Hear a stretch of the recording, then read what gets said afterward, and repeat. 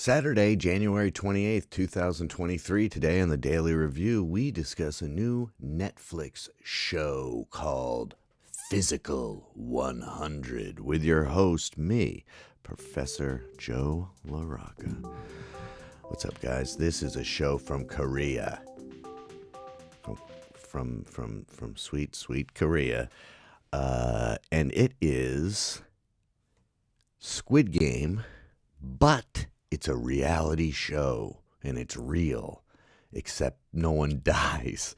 But it's like a big battle royale, essentially. They've got together 100 people from basically Korean celebrities in the bodybuilding world, or Olympic athletes, or, gymnasts, and some are just YouTube fitness people, some are just, like deadlifters, and the whole range of what you would consider athletic, from fairly spindly looking men and women to like looking big MMA looking dudes.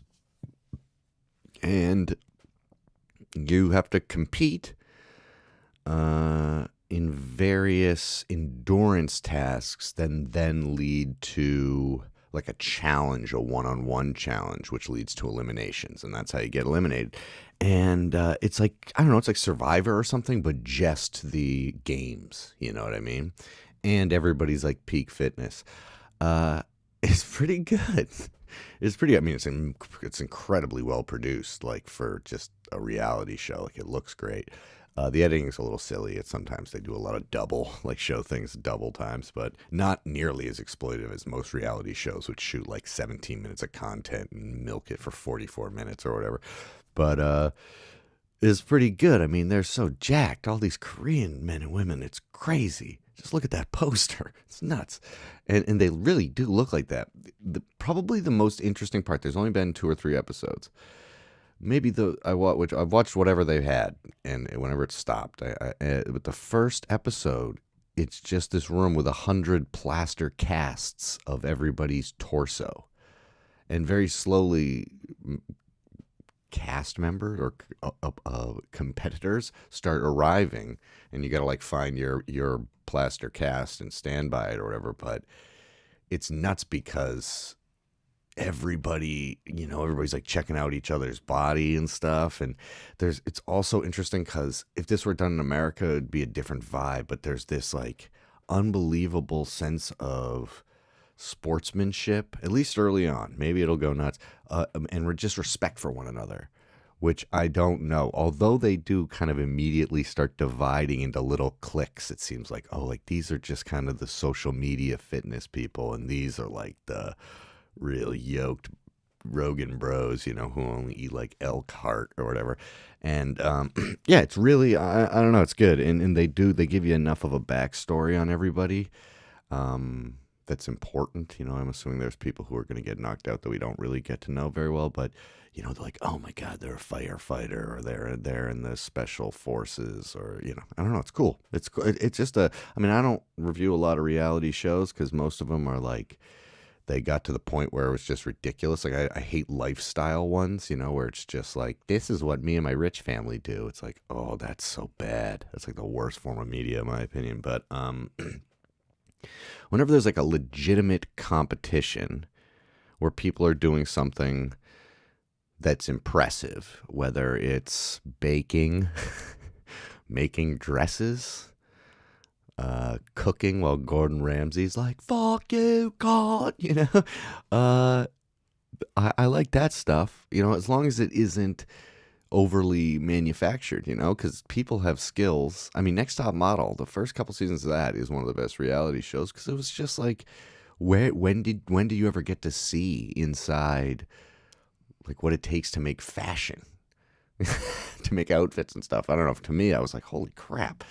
And so that was around the time where I was like, all reality shows are crap. And then I saw that one, and I was like, okay, if they're genuinely doing something that takes talent, then I'm okay with it. And this is certainly it. These are people at like peak physical condition. It's interesting to see men and women, and to see the different strengths that kind of like smaller, more flexible people have versus stronger, bigger people. I don't know. It's really a cool social experiment. And I like that main thing I said, they keep it pretty damn classy.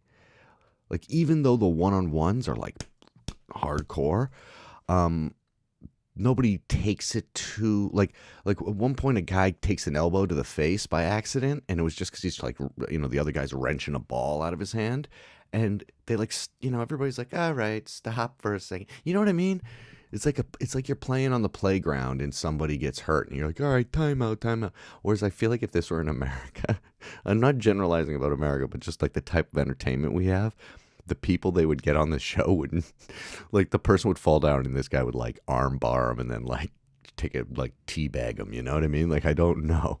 Like, they could do it here, but they would have to get not just gym rats.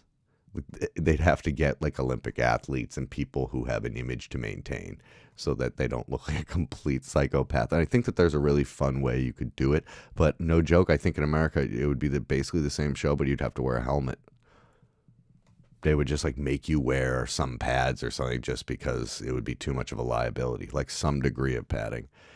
Anyway, yeah, it's like American Gladiators, but ramped up, plus the drama is real. I don't know. So far, it doesn't seem too manufactured, but who knows? Who knows? By the end of the season, you could be like, oh, well, they clearly just basically invented these characters. You know what I mean? Anyway, like and subscribe if you like to subscribe. I'm here every day. You can be here as much as you want. Also, I hope stuff like this, obviously, it's good for stuff like this to get popular in America for representation, We don't have tons of fucking ripped Far East Asian dudes like in mainstream media, since like Bruce Lee, and then most recently that guy who was awesome in Chang. What's his name? Simu Lee. That's it. That's all you know what I mean. I know obviously there's been tons more, but it's just good. This is good. All of this is good. Okay.